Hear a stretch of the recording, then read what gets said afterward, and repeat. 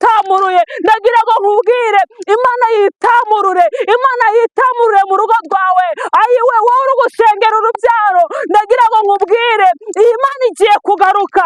Ayiwe amarira warize arahagije, iyi Mana yayumvise mu izina rya Yesu Kristo.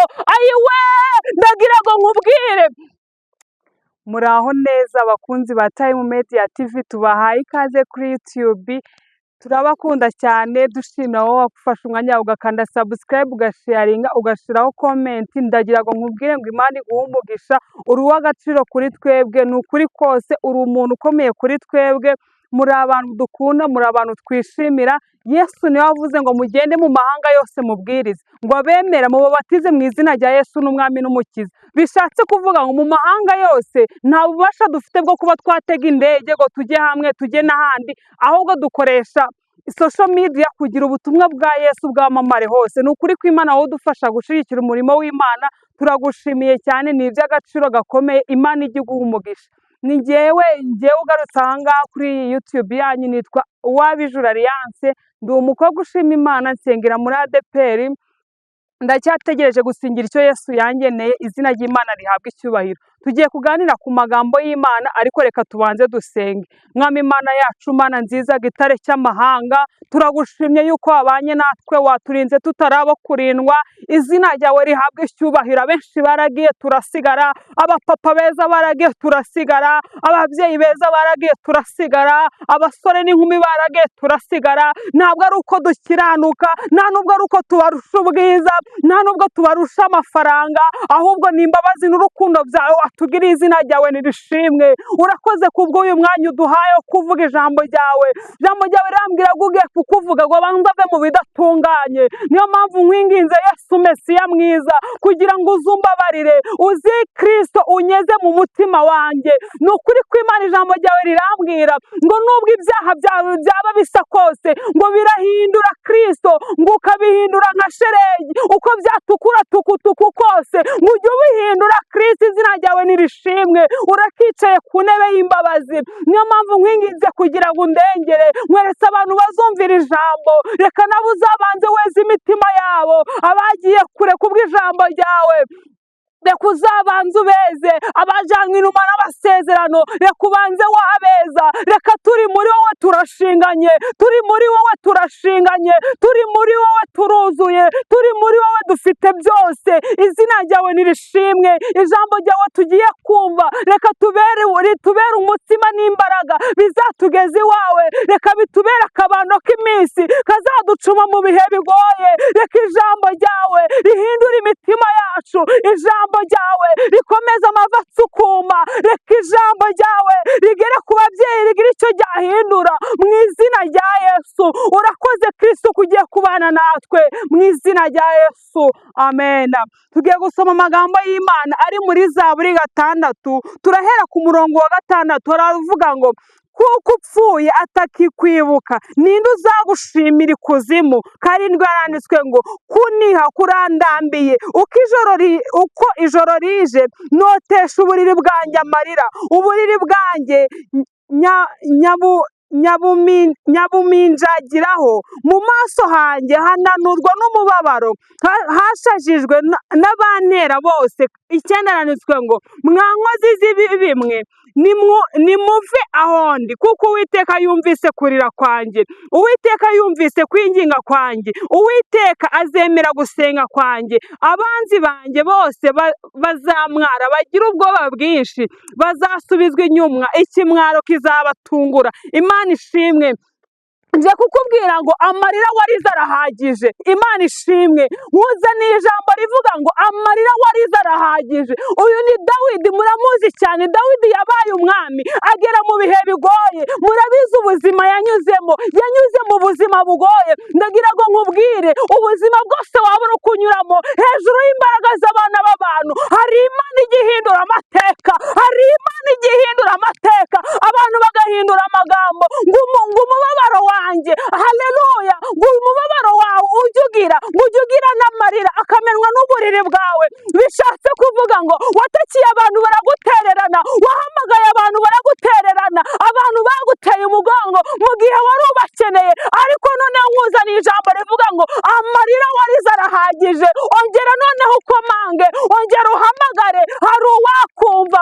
Haleluya, haleluya, ngo amarira yawe ngo yageze ku Uwiteka. Niyo mpamvu Imana igiye kumanuka ikaza kwikinira finali ku buzima bwawe. Niyo mpamvu Imana igiye kumanuka ikaza gukora ibintu bitunguranye. Ijambo ry'Imana riravuze ngo mwa nkozi z'ibibi mwe nimwumve imbere kuko iyi Imana inabaye. Bishatse kuvuga ngo ba bandi bose baguhigaga, abakujyaniraga inzara, nawe ugenda ubabwira uti nimwumve imbere, ninjye wa wundi Imana yagiriye neza, ninjye wa mubyeyi Imana yahaye urubyaro, ninjye wa mukobwa Imana yashumbushije ikankorera ubukwe byari bikomeye. Hari igihe ugera mu gihe ukarambagizwa bigakunda, hakaza uwa mbere n'uwa kabiri ukabona ibintu biri gukunda, ariko kugira umwe afata umwanzuro bikakuyobera. Ndagira ngo nkubwire ngo amarira warize arahagije, ongera uhamagara Imana kuko igiye kugutabara, igiye kugukorera ikibemeza ku buryo bazabazanya bakavuga se yasengeye hehe.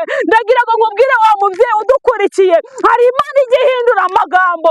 Imana ishoboye kubaka urugo rugakomera, Imana ishoboye kunyeganyeza bya bindi byose ubona bisa nk'ibyaguhagurukiye. Ndagira ngo nkubwire wa mupapa we, nubwo ku kazi byakwanga, ibintu bikagucanga, ugakora bikanga, ugacuruza bikemera, ariko wajya kubara amafaranga ukayabura. Ndagira ngo nkubwire ngo ikiganza cy'Imana cyongeye kugaruka ku buzima bwawe, imirindi y'Imana yongeye kuza iwawe mu izina rya Yesu. Iyi Mana yongeye kwivanga muri bizinesi zawe, nubwo wakora bikanga, ariko iyi yera, iyi Mana yacu ntabwo igitererana abantu basenze. Ndagira ngo nkubwire wowe usubijwe inyuma n'ibihe, ongera uhamagare. Ayiwe, Yobu 5 harambwira ngo hamagara noneho, hari uwakumva, hari uwamubera watabaza. Haleluya, haleluya, haleluya, hamagara noneho. Iyi Mana igiye guseruka kandi niyizi ikivuga. Nta muntu uzahaguruka, ntawe uzavuga ngo uriya mubyeyi byagenze gute. Iyi Mana izaba yaje, ntabwo umuntu azaza ngo yongere kuguciraho. Iyi Mana izaba yitamuruye. Ndagira ngo nkubwire, Imana yitamurure, Imana yitamurure mu rugo rwawe. Ayiwe, wowe uri gusengera urubyaro, ndagira ngo nkubwire, iyi Mana igiye kugaruka. Ayiwe, amarira warize arahagije, iyi Mana yayumvise mu izina rya Yesu Kristo. Ayiwe, ndagira ngo nkubwire, Penina yazengerezaga mukeba we, agahora amutuka cyane kuko yari yarabyaye. Bishatse kuvuga ngo nubwo ba Penina baba benshi, ariko hari umwana w'umugisha. Nubwo ba Penina amagambo yaba menshi, bakakuvuga cyane, bakagusebya, ate sigiye yasengeye Imana yiri hehe, igihe wagiriye ku musozi yazanye iki, bagatangira kugutuka cyane. Ariko ndagira ngo nkubwire, ba Penina nubwo baba benshi, hari Imana igitanga igatanga n'indishyi z'akababaro. Bishatse kuvuga ngo nubwo yatinda ibiri gukora, nubwo yatinda ibiri gukora mu izina rya Yesu. Iyi Mana yacu ifite byose, uri gusengera, ifite byose uri gusengera mu izina rya Yesu. Iyi Mana yacu yitwa Rubasha, nimutabura uko ibigenza.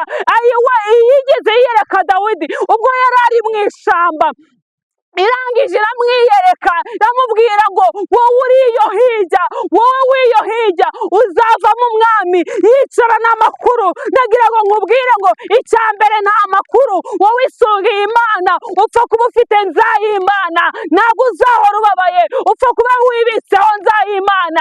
Iyi nza nubwo wayikenana, ariko haba hari amahirwe ko Imana izaguteturura mu izina rya Yesu. Tugiye gusengana, biragusaba kwizera, ukizera ko Imana ishoboye byose, ukizera ko Imana itandukanye na baswa wanyu, ukizera ko Imana idakorana n'imbaraga z'imyuka mibi. Biragusaba kugira ugire ibyo urekura, kugira ugire ibyo ufata mu izina rya Yesu. Imana yacu ishoboye byose, nta kiyinanira. Ni ukuri kose, ahari kurira kwararira umuntu nijoro, ariko bwacya mu gitondo impundu zikavuga. Bwacya nawe ukagira intsinzi mu buzima bwawe, bwacya nawe ukinjira mu nzu yawe, ukava mu bukode, ijoro rimwe, Yakobo ngo hari ijoro rimwe yaraye ngo ari gusenga ngo ariko arangije ngo abone Imana. Mwifurije guhura n'Imana, mwifurije guhura n'Imana. Nubwo abana ku ishuri byagenda gute, bakiga bagatsindwa, ariko mwifurije guhura n'Imana. Mwami Mana yacu, Mana nziza, Mana igira neza, turakubasha Yesu, tumenye yuko ushoboye byose, ushoboye byose nta kikunanira.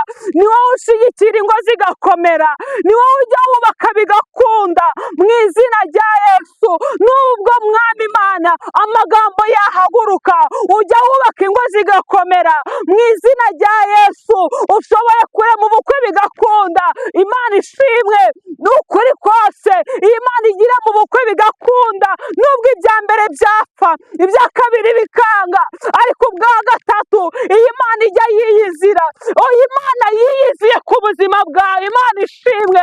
Ayiwe, turasenze mu izina rya Yesu, dusengeye abari mu bitaro, abafite uburwayi butandukanye, turabingingira kubw'imbabazi z'Imana.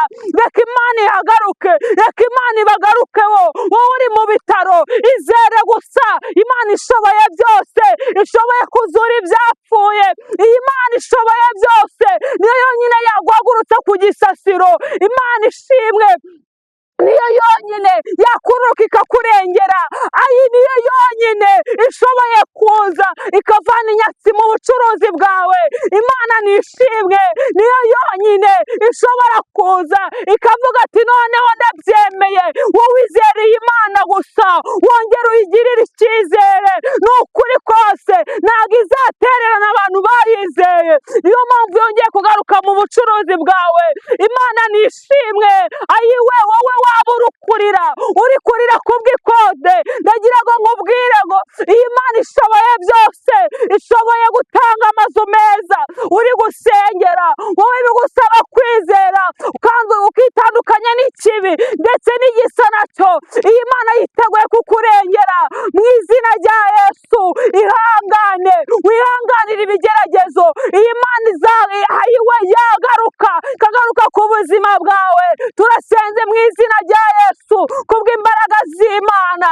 Ayiwe, ndagira ngo nkubwire, ayiwe ujya uryama ukarara ugushikagurika, ndagira ngo nkubwire iyi Mana yakugarukaho, kirukana iyo myuka mibi mu izina rya Yesu. Imbaraga z'abarangi, imbaraga z'abakonikoni tugatesha agaciro, Imana ikagaruka iwawe mu izina rya Yesu. Turasenze twiginga, dusengera abantu bari kwiga kugira Imana itanga ubwenge mu izina rya Yesu.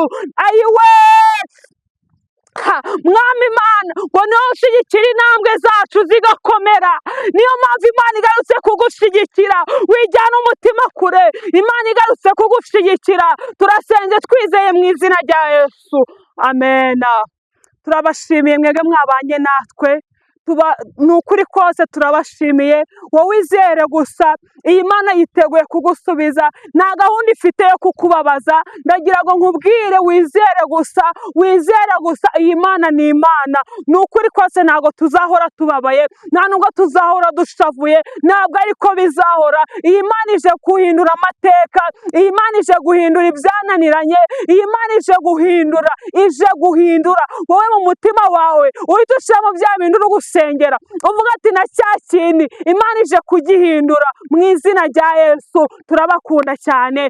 Ikiganiro nakagaruka, mukomeze mudushigikire, musheyaringe, mukomentinge. Nawe wifuza kuduhereza ubuhamya, ikaze na karibu. Ahangaha ni kwa Yesu, nta muntu duheje. Wowe ufite ubuhamya wifuza kudusangiza, ni karibu. Imana iduhana umugisha. Murakoze cyane.